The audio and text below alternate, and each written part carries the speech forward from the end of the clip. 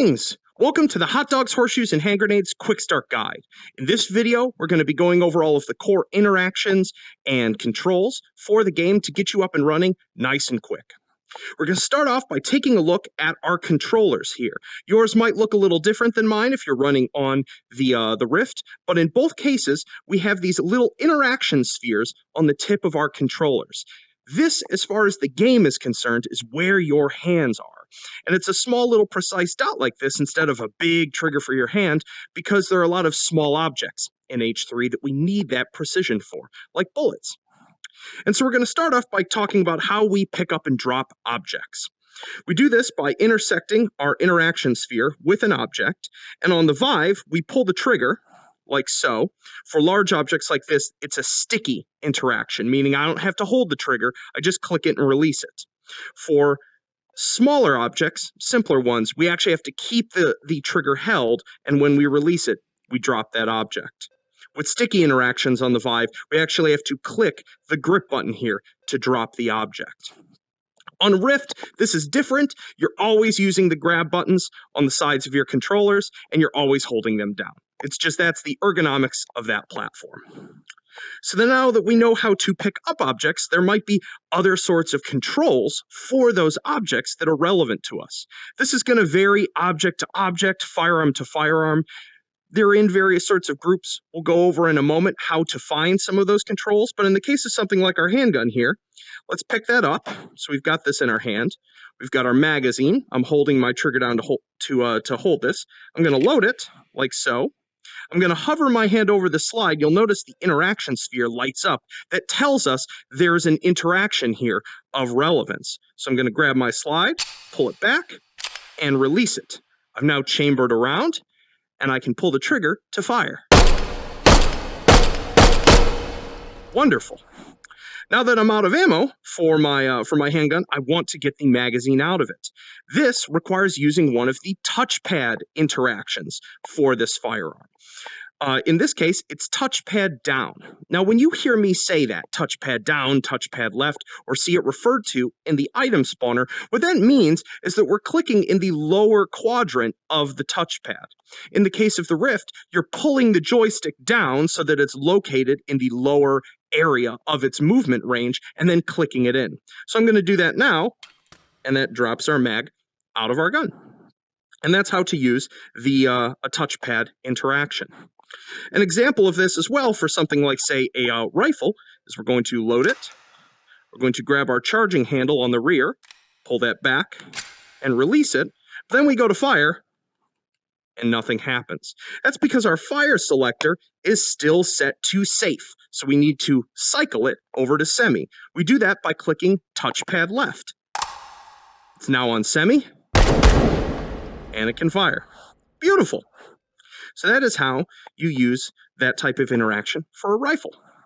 So there are several other things that your hands can do that are really important to know. One of them is called the sort of grab ray. This happens, like say if we have our magazine here and whoops, we drop that on the ground, we don't necessarily have really good tracking, let's say in our setup. It's hard for us to get down to the ground. I can just point my empty hand at that object, click and hold the touchpad, which will send out this little beam that turns blue when it's over an object I can pick up, and then just press my trigger, boop, and pop that object right into my hand. Very, very useful for those of you who are playing sitting or have limited mobility or are just lazy like myself. The other thing your hands can do that's really important is we have a wrist menu. This is sort of the main menu of the game, regardless of what scene you're in. You open this by just turning the controller towards yourself. In this case, we can see we can cycle between our locomotion modes, we can spawn our options panel, clean up the scene, which will remove empty magazines, reload the scene, return to the main menu, and quit to desktop. And you can do this with either of your hands by just pulling open the menu and pointing at it with your other controller. Wonderful. So, the next thing we're going to go over is that you have something called a quick belt. This is a sort of inventory on your body that allows you to carry objects not in your hand. So I'm going to pick up this magazine here for my M4, and as I move it over various quick belt slots, these spheres here, we can see that they highlight. So I'm going to drop this into this pocket up here. I can even say take the M4 and put it into this larger pocket that can fit the rifle, so it's mounted on my head. Now, the quick belt is useful not just for carrying things, but for what's called spawn locking. This is our convenient way of getting more ammunition so that you don't have to, say, keep spawning a magazine over and over again from our item spawner. So I'm going to take my full magazine here, I'm going to put it in the pocket, I'm going to hover my hand over it so that this highlights, and then click my touchpad or joystick. The slot will now turn blue. What this means now is that when I go to grab this magazine, instead of it giving me the original, it's going to give me a copy of it. So I can just grab this and pull out a duplicate magazine. Slam that home into my rifle, and I'm good to go. Wonderful. Now, not every single scene in H3 has this functionality. There are a couple of them that are either survival horror, they're based on conserving your ammunition, that will not allow you to spawn lock things. But almost every mode and scene in the game does. So you should always try it when you pick up a mag for the first time if you haven't played in a given scene or mode. This can be done with magazines, and it can also be done with individual rounds. So in that case, I clicked the touchpad while holding that mag to pop a round out. I can put it in here, I can spawn lock it, and then I can pull duplicates out to load my magazine. If you're the sort that even in a virtual environment enjoys loading your mags. Wonderful. Perfect. And that is how the quick belt works. If you don't like this configuration of it, there are other options for quick belt slot layouts, especially if you're in a sitting configuration or just have a body shape where you don't like the placement of these slots. And now lastly, we're going to cover locomotion. How do we move around and how do we change our options for how we move around in H3?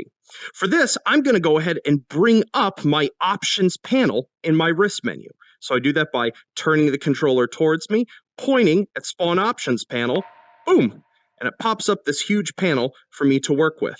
I can even tap its corner and release it, and it will float in the air conveniently for us to try out a bunch of things. So if I go into movement mode options here, we can see that H3 has 6 different core modes, and it's got some advanced settings for each of them. By default, we're going to start on teleport to point, which is the most comfortable, guaranteed not to cause nausea locomotion mode in VR, and we simply click our menu button, or I believe it's X and B on the touch controllers, to pick our teleport point. So I can hold this button down, it's going to show me where I'm going to land, and then when I release it, boop, I teleport to that point.